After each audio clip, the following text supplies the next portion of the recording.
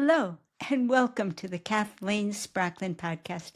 I am a woman on a mission to help you get the Zettelkasten of your dreams on your work table beside you. Well, this is a new series on looking at a Zettelkasten from the boxes. What does it look like when you're looking at the individual boxes and what each one offers to the system? It kind of goes along with two other series that are very introductory. One is pre-Zettelkasten, mostly talking about ideas.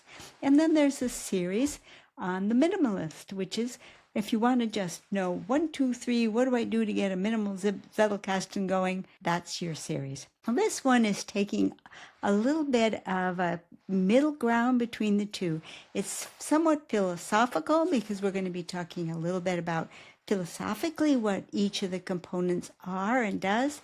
And then we're going to also get a bit of practicality in there too in terms of how do you actually populate these different boxes. It's just another way of thinking about a Zettelkasten to give you a fresh perspective. Well, the question that we are going to tackle tonight is, well, what exactly is a bib box?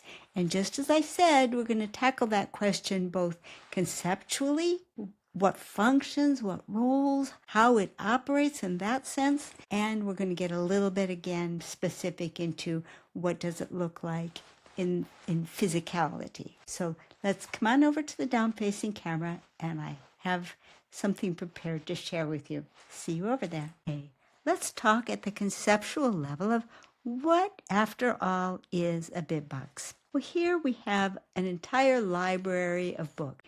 An enormous collection of books, whatever your library looks like. Picture that. Now picture being able to condense your entire library down into a set of file cards that you can file in a tray or a drawer. Think of how amazing it would be to be able to get at each and every one of the books that you've got in your library and find out exactly how far you got in the reading of it.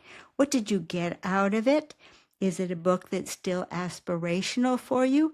Why did you buy the book? Why did you want to have it? And books aren't even the end of the story. Imagine not only being able to store every book in your library, but every video you've ever seen, every lecture you've ever attended, every scientific or other journal article you've ever tracked down and researched, every piece of journal writing that you've ever done yourself, and still be able to put it all into a file drawer on your desk. So at the conceptual level, that's exactly what you've got. You have the ability to track every piece of knowledge that you gain and have it at your fingertips in the form of cards that you file into a tray. A tray that looks just like this, where you can look up every book that you've got a reference for by a little handy nickname.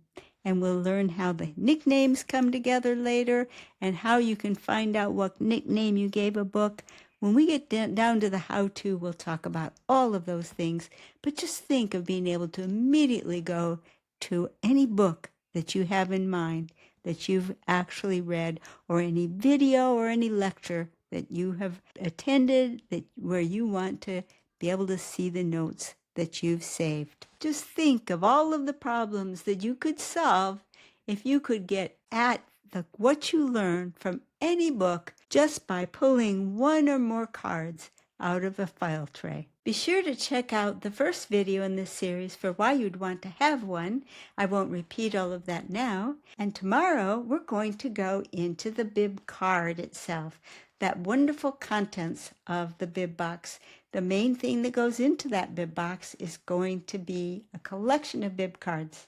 And we're going to take a look at what I consider to be the finest design for a bib card that I have finally gotten to at this stage in my Zettelkasten, and it's thanks to assistance from others. It's not entirely mine by any means, and but it has come together quite beautifully, and I really look forward to sharing with you the wonders of the bib card in its full flower. So come on back tomorrow and we'll take a look at how do you create cards for a bib box.